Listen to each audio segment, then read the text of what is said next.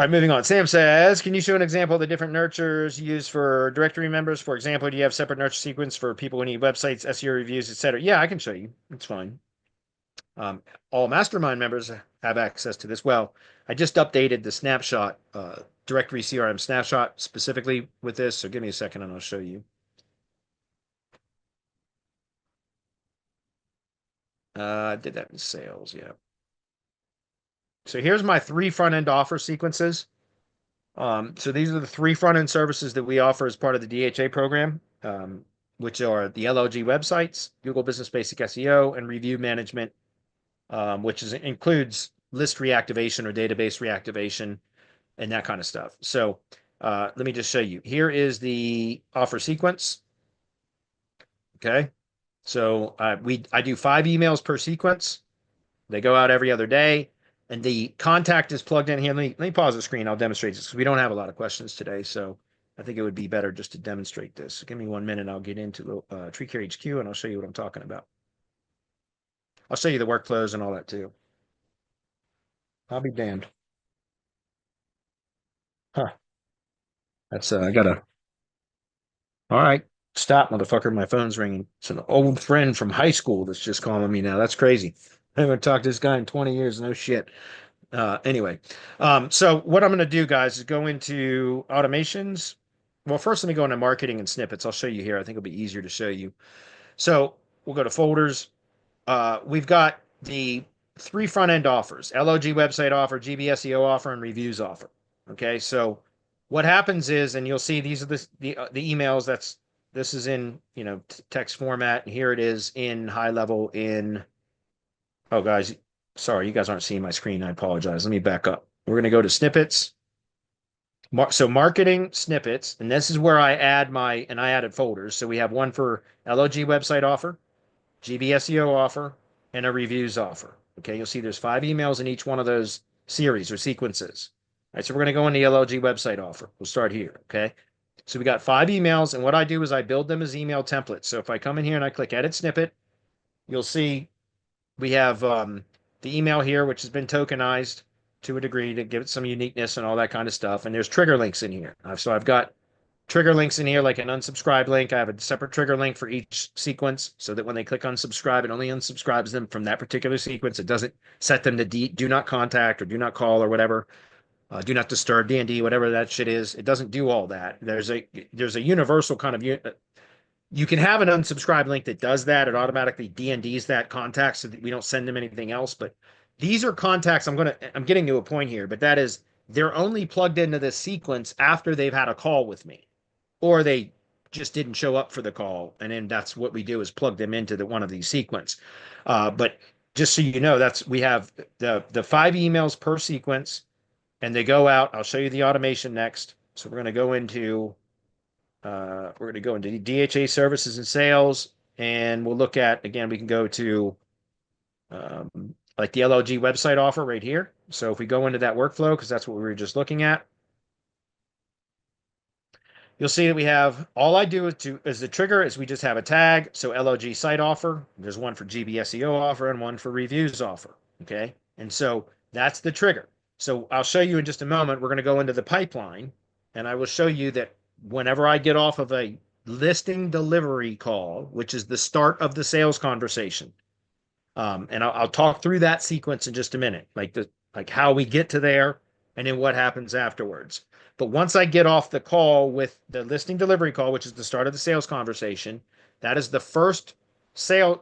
That's the first kind of booked appointment that I have with the contact. And then through the conversation, the listing delivery conversation that turns into the sales conversation is when I introduce the problems that we identified through the process of optimizing their listing. That's when we identify where they have problems or gaps, deficiencies in their online presence, areas for improvement. And so all of that is done by my VA or VAs, because I got 2 of them that work these now. And they then add notes into the contact record in HighLevel so that when I'm on the sales call, the listing delivery call with the contact, then I can review the notes and I know right out of the gate what the problems were that were identified. And that's when I introduce those problems and then agitate them, right? Problem-Agitate-Solution framework, copywriting 101. So we show them, introduce the problem, then we agitate it a bit, make sure that they're aware of what it's costing them by not fixing it, improving it, etc. And then we introduce low cost front end solutions, whichever one is the most appropriate. And in some cases, it's more than one of those three front end services. Sometimes it's all three, sometimes it's two, sometimes it's one. Out of all three, the one that is the most important, in my opinion, is the reviews management, because you can show a prospect very quick Google Business Profile performance improvements if you can get them a flood of reviews very quickly. And so when I'm having that conversation with the contact about whatever we identified as their problems, if I can tell from the conversation that they're not quite ready to subscribe to more than one service, then I will always pitch the review service as well, not always, it depends, because if they have it depends, but the vast majority of the times I'm going to pitch the reviews management service as the front end, the most important front end service. Because through that process, as long as they have a customer list, if they don't have a customer list, then I won't pitch that as the first service. Instead, because if they have a customer list, then we can plug their customer list into the reviews system, which is a function of HighLevel, and then it will go out and create or generate reviews very quickly, which can significantly expand Maps coverage. So improve Google Business Profile performance in map search, as well as also improve Maps coverage. Even if they have a website, no website, or a website that's optimized poorly, and even if the GBP isn't optimized properly, we can typically show results, performance gains, by getting a flood of reviews very quickly.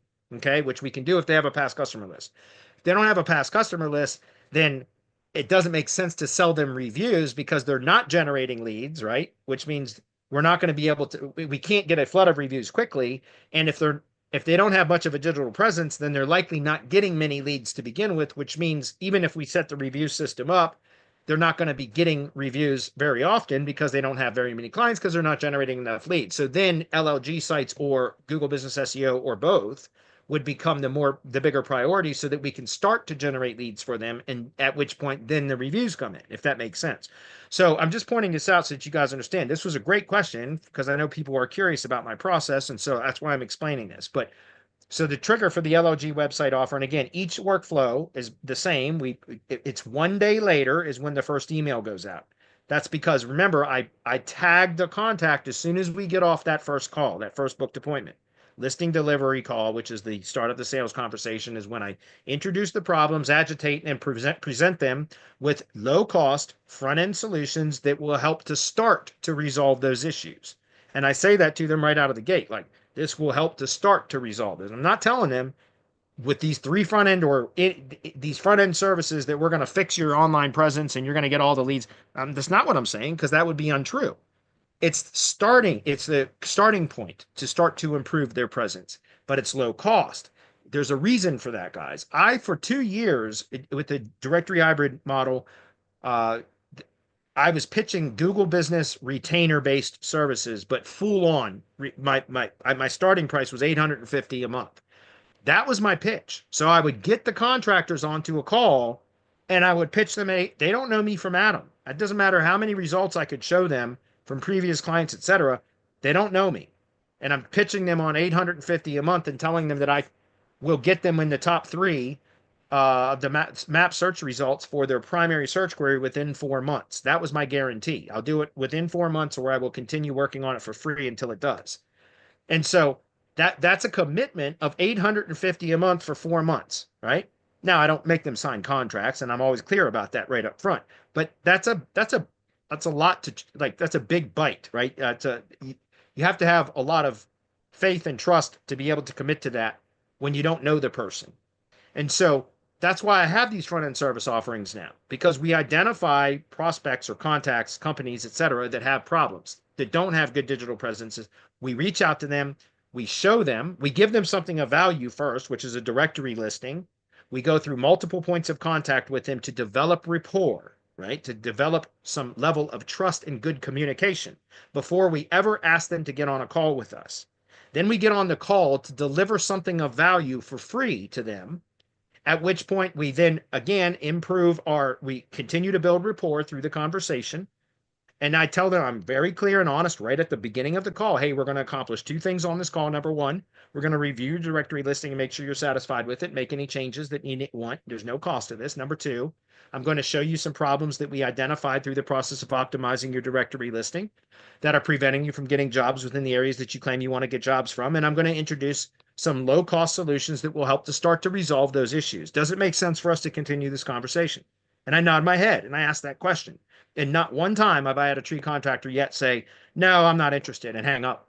They've all said, yeah, sure, let's go. And we go. And I answer their questions about the directory listing. I make any changes right there on the spot with them on the Zoom call. And then I say, okay, well, this is a perfect opportunity now for me to transition to the second part of this conversation, and that is, and then I go right into the pitch. And then I identified the most pressing issues that we found. And then I show them examples of what that is costing them. Then I show them examples of current clients that I'm working with, tree contractors in other locations, and how we resolved those issues for them.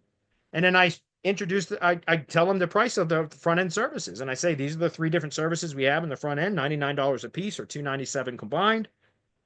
And I recommend that you get these. And listen, I'm not trying to close you on this call. I tell them that. I send them the checkout link. If they want to, they'll close. But I'm not trying to push them into closing on that call. That's not the point. And I don't want to be pushy, right? I hate when salespeople do that to me and I'm on a call. I hate it. I hate it. It turns me off. And therefore, I don't want to do that to prospects. So I don't. I don't do any hard sales closing. And that's something else I mentioned to them at the beginning of the call.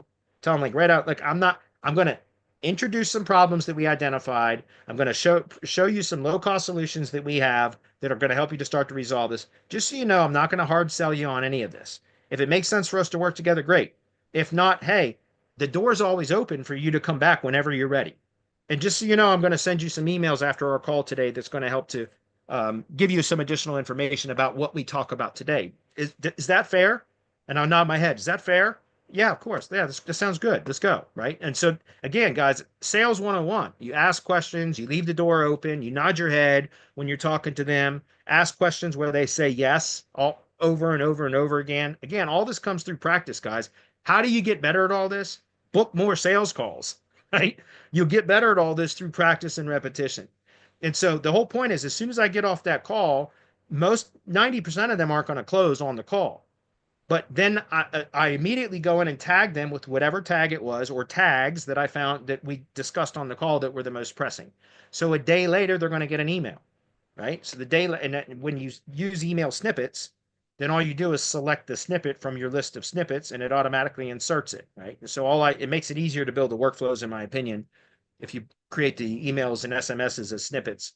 And they're all tokenized and all that stuff. And then it's email 1, wait 2 days, email 2, wait 2 days, email 3, etc.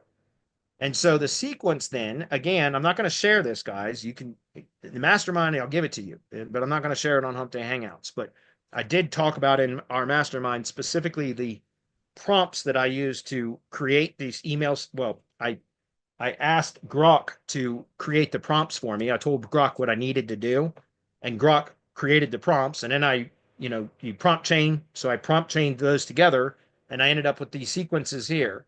And this is Grok telling us the notes about each one of these emails that were created.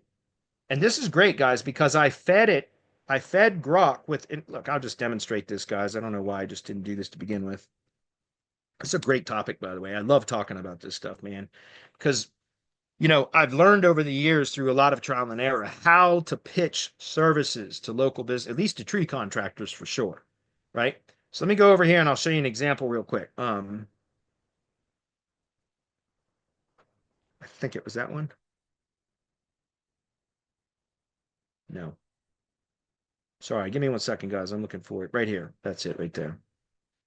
I just went through this in the mastermind the other day. But here's how I started in Grok. I just said, I need some prompt writing help.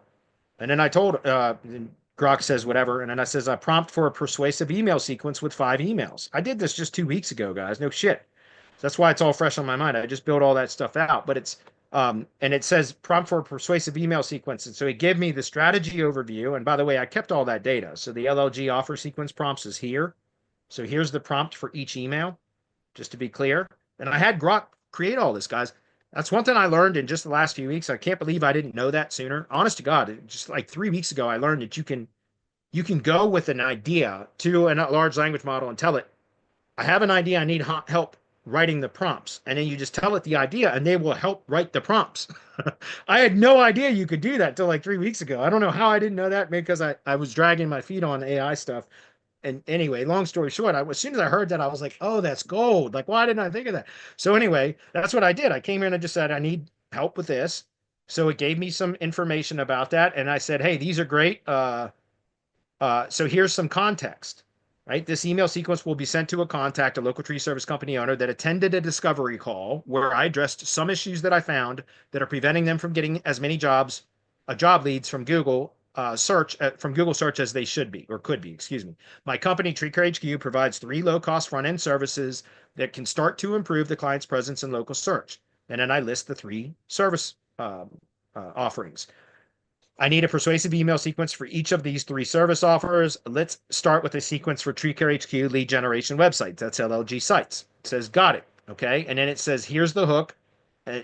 Excuse me. And again, it's a problem agitate solution framework. You guys see that? So it's 5 email sequence. Each one of them is a PAS framework.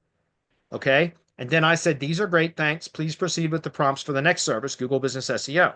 Right. So we did that for the 3 sequences. So now I got the prompts. All right. And then after the 3 sequence prompts, then I go back and I say, okay, now I will ask you to draft these emails, but I wanted to add author context because I wanted these emails to be drafted in my voice, right? Because I've talked to tree guys for 11 years now, and tree guys are very responsive to direct and to the point tone and language and being rough and aggressive. Like, I'm serious. They love that.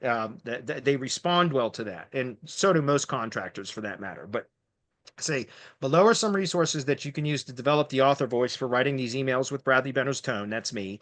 I'm a local marketing and SEO professional that is specialized in working with tree care contractors since 2014.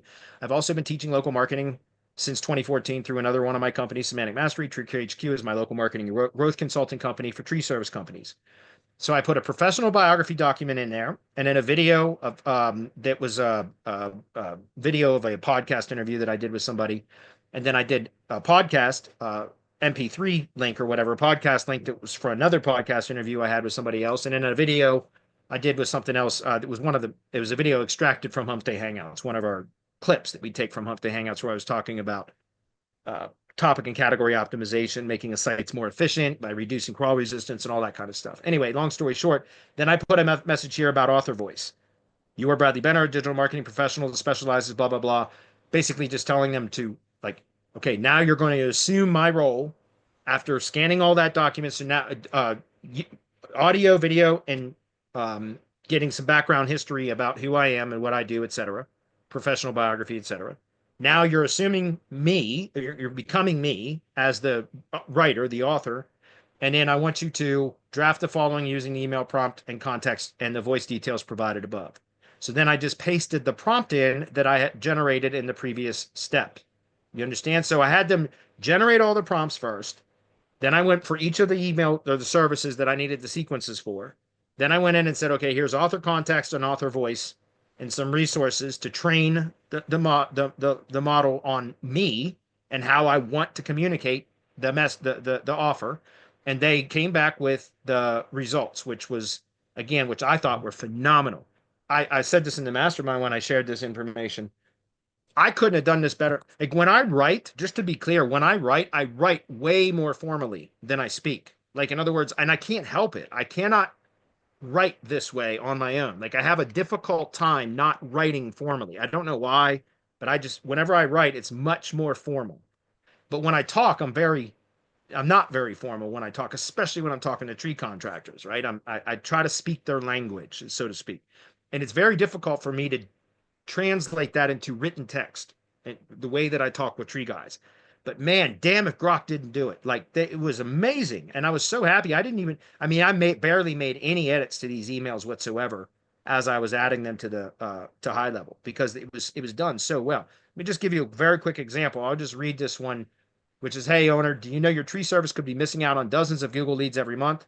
On our discovery call, we dug into why your site's not showing up or barely scraping by for local searches. It's a problem I've seen since I've started helping tree guys like you back in 2014. Right now, homeowners needing tree removal or trimming in, and there's a token for their city, are dialing your competitors instead of you. That's cash slipping through your fingers. I've got a dead simple fix to get you back on Google's radar and pulling in those leads. I'll spill the details tomorrow. Something low cost that works fast. Hang tight, right? And again, just some of these are just incredible. The way that they Grok took my voice from video and audio and translated it into text in a very punchy, direct and to the point way, which is, again, tree guys respond well to that. And I don't think a single email is more than 150 words. So they're very short, they're very to the point. They talk about stuff like, mention how we provided, helped other contractors resolve some of the issues that they were experiencing, etc. So that's how I do it. Again, the email sequences back over here, just very quickly, and then I'll walk through the process briefly too. We have a workflow where we have an offer. So that's the offer sequence. So the LLG website offer is the offer sequence. Then we have the sale notification. So that's an automation for when they, so just so you know, let me go back into, I'll have to go back into one of the snippets here in just a second and show you, but I have a checkout pages set up for each of my service offerings. And so those are the links that are inserted in each sequence. So when they go through, they click through, if they end up checking out, then I get the sale notifications, which notify me and my team that a new sale has been generated. And it also sends confirmation to the contact, the new client who just subscribed or whatever, that their order has been received, etc. And then we have the unsubscribe workflow, which is specific. We have a separate, like I mentioned earlier, separate trigger link that is the unsubscribe link for each individual sequence.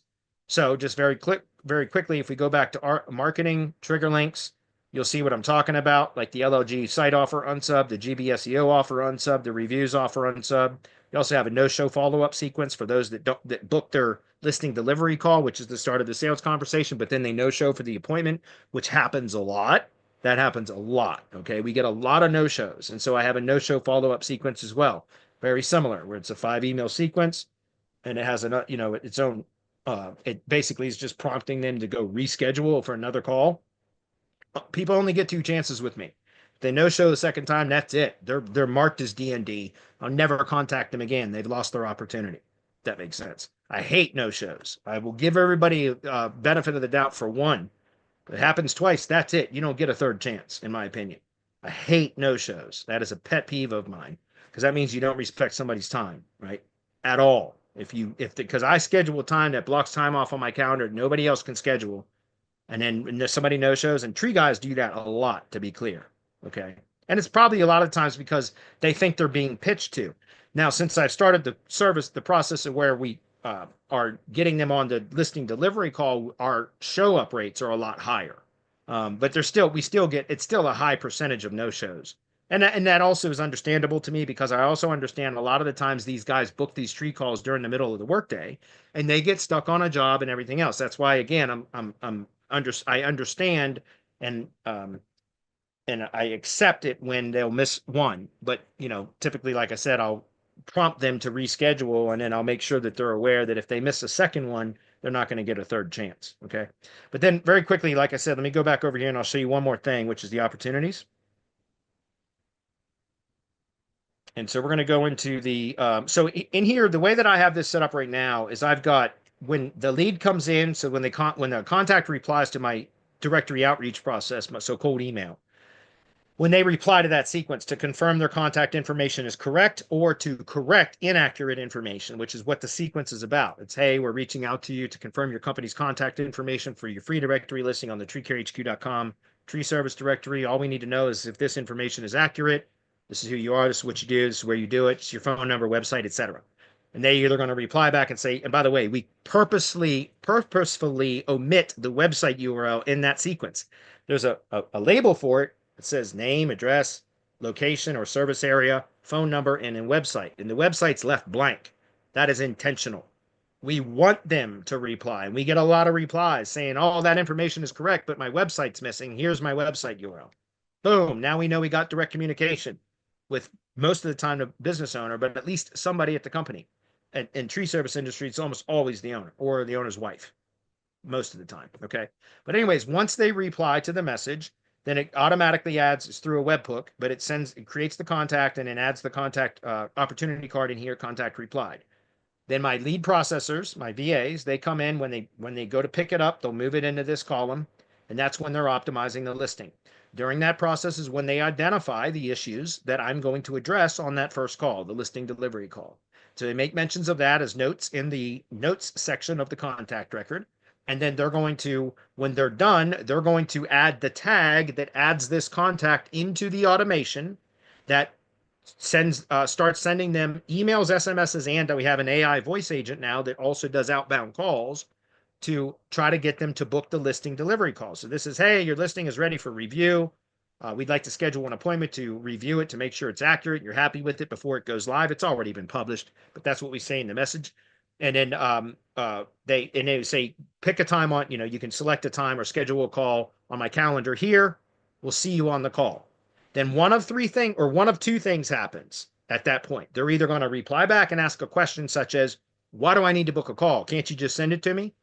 And then we follow up with, well, we identified during the process of optimizing your listing, we identified some issues that are preventing you from getting as many jobs in the areas that you claimed you wanted to get jobs from. We would like to address those issues with you on the call. When's a good time? Here's the booking link. And then they're either going to book the call or they're going to follow up with another question, which is, well, what problems did you identify? And so then we have another automation when they reply back that says, well, this is where you said you want to get jobs from. And then there's an SMS that goes out to them that has a short link to an image that is a map radius image of where they told us their service area is.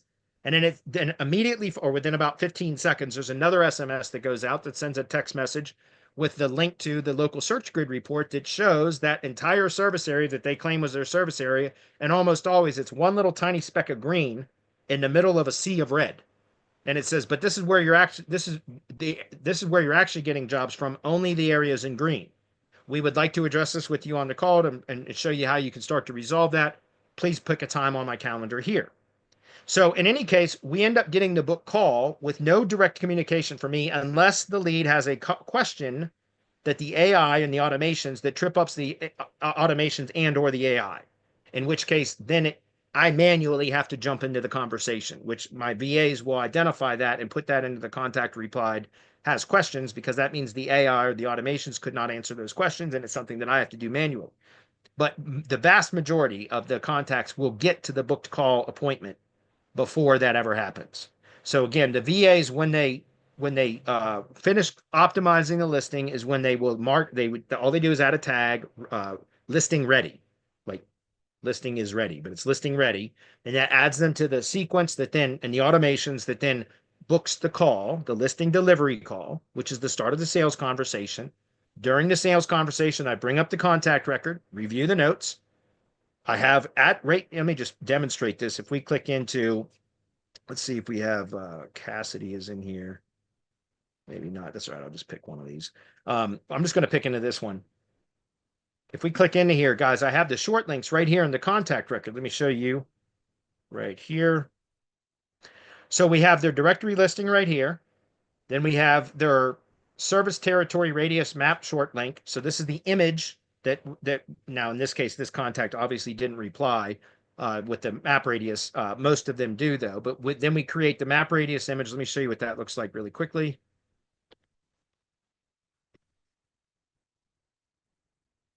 It's warm in here.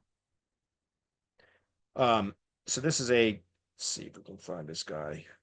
Just had a client with 2 locations. Here's one right here. I just had a call with this lady yesterday. Her name is the wife. Her name is Cassidy. So here's an example of what I'm talking about. This is the map radius image. You guys see that? Am I zoomed in? I am. Set that.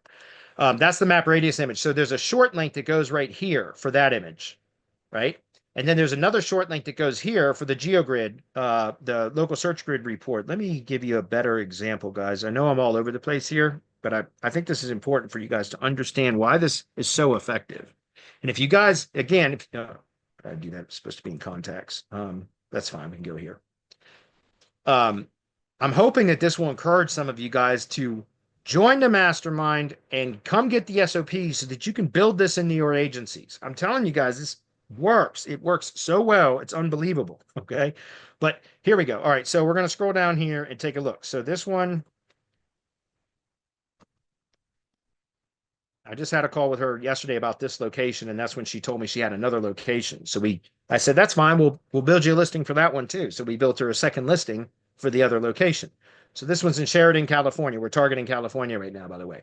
So here's the image, right? And so the map radius image right here, you see it's a short link. It's on a custom domain TCHQ, which is treecarehq.link. I'd set that up specifically as a link shortener. So while I'm on the call with them, well, first of all, while I'm on the call with them, we have the listing pulled up and I send them the listing URL. So I say, well, that's the area that you told us you want to get jobs in. But then this is the area that you actually are getting jobs in. Only these areas in green. And I send her a text message. And we're usually on a Zoom call, so I will pull this up on my screen, but I'll send it to her via text as well, or them, whoever it is that I'm talking to. And I'll say, do you see this? You're not ranking at all in maps across your service area, which means you're not getting any work from Google Maps, and your competitors are. And depending on the call, sometimes I will have this ready. Let me see if I can pull it up. Where is the search grid report? Might be here. Stand by. I'm missing a URL here. I'm looking for it. Where the hell is it? God damn it.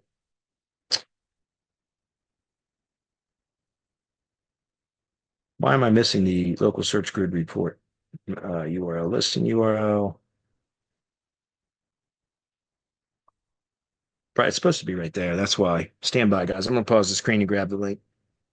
I'll show because I want to show you guys the it wasn't in there. That's why I wasn't seeing it.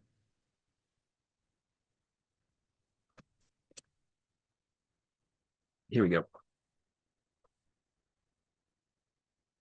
I'm actually going to put that in the listing right now. All right, grab the screen again. So I'm going to go back over to HighLevel. I'm going to actually paste that in right there. That should have been there. So this is the report that I generated. Well, originally I didn't generate the report, but then we had to call, and I knew that we were going to do another another listing for her for the other location. So I went ahead and did it.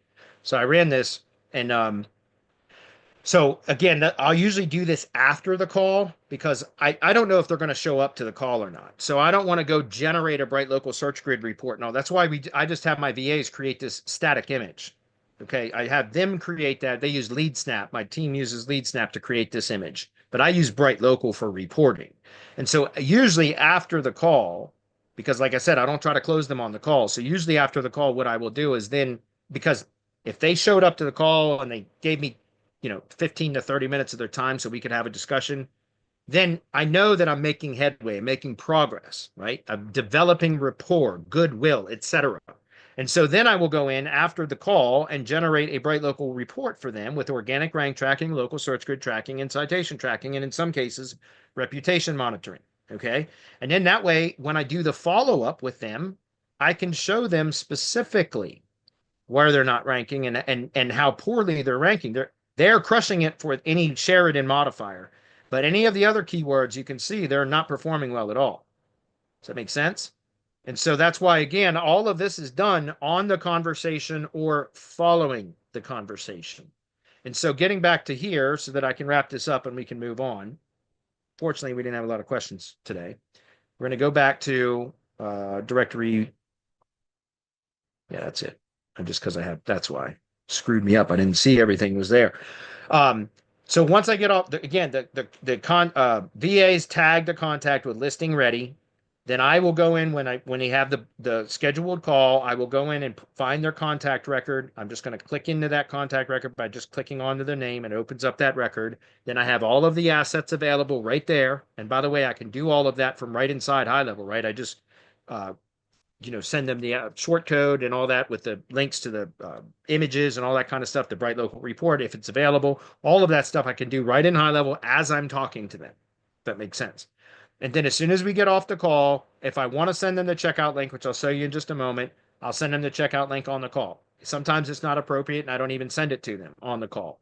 But then I will plug them into whichever sequence is that I determined was most relevant, or multiple sequences, but I'll only do one sequence at a time. So I'll figure out what is the most pressing, and that's the sequence that I will plug them into first. And then immediately following the end of that sequence, if they don't check out, we usually do a 5-day wait period or something, and then we'll add them to the next sequence. And we just plug them into the appropriate opportunity stage here based upon which sequence it is that we've plugged them into, right? And so that's essentially how we work this system, guys. The last thing I want to show you very briefly is the services. So we have the TreeCare HQ websites, which is the LLG websites. So all I do is just a checkout page. You'll see it's just on a subdomain. It's a very simple checkout page. It makes it super easy. All I do is send them this URL while I'm on the call, or again, there's a trigger link created from this link that then goes out into the email sequences so that I can track when they've clicked it and all that kind of stuff. And so again, this just goes in and shows them exactly what's included, and it has the checkout form. And then typically what I'll do is you'll see I have a setup fee. Every one of my services has a setup fee, guys. However, as a deal sweetener, as a way to entice the client, the prospect, the contact into subscribing to my services, is I will see there's a $2.99 setup fee for this one. This is Google Business Basic SEO. But what I will do is I will start on this sequence, and then what I will do is, depending on, as I can monitor and see if they're opening the links or opening the emails, if they're clicking the link, et cetera, because of the trigger link. If I see that there's some engagement, but they haven't pulled the trigger, then I can send them a separate message saying, hey, listen, I want to make you a special offer where I will waive the setup fee if you subscribe or join or sign up or whatever by this Friday, for example. Some of my email sequences actually have that already built in. Some of them are just manual. If I see that they're engaging with the sequence, then I can send them a snippet email that just says, hey, as a kind of a way to push you over the fence. And I'll say it like that to them, I will waive the setup fee if you subscribe or join or whatever by the end of this week, by Friday or whatever, if that's clear. So it's a very simple way, guys. It took me months and months and months to develop this out and get it to work to the point where now it's much more scalable, because before I was doing video emails and all this other kind of stuff, which was a lot more time intensive. It worked, but it was super, super labor intensive. Now all of this stuff is automated until we get to the listing delivery call, which is the start of the sales conversation, right? And then again, much of what happens afterwards is also automated. We have other sequences that also warm and nurture sequences, like we do David Sprague's rep videos. I have like over 1,300 rep video credits in my account, so I just give those damn things away all the time. So that's something else we use after a listing delivery call. We'll plug them into whatever nurture sequence, and then there's something else that I can do is offer to, go back through and offer to add a reputation video, or what I call it a review commercial. That's what I call it when I'm talking to them. But I say it's a review commercial that we create out of one of your 5-star reviews, and I added that to your listing just because, or I'll tell them, hey, I created this video for you. I'd like to jump on a quick call to make sure that you like it before we add it to your listing, if that makes sense. And then I might even send them the YouTube video URL so that they can see it, but I won't add it to their listing until they get back on a call with me. Do you see what I'm saying? So there's so many opportunities with this process to then get them onto your radar, or put you onto their radar, so to speak, if that makes sense. And then all the different things that we can do to add more value to their listing, which is another excuse to get them to jump on a call with us, right? And through that process, you develop rapport and goodwill. Like, in other words, again, you start to develop a relationship with a prospect, and that's how you earn their trust, right? Or you could just pitch them and turn them off, and then they'll never want to talk to you again. And so I've learned over the years, again, I told you guys earlier, I mentioned I would start with $850 a month as my starting point with, and say I get you results within 4 months, or we'll continue to work for free until it does. I had my closing rate was about 30%, right? So every 10 sales calls I would book, I'd get roughly 30% closed. That's tough, right? Now my percentage, it's harder for me to track because of the longer sales cycle now, because I'm not trying to close them initially.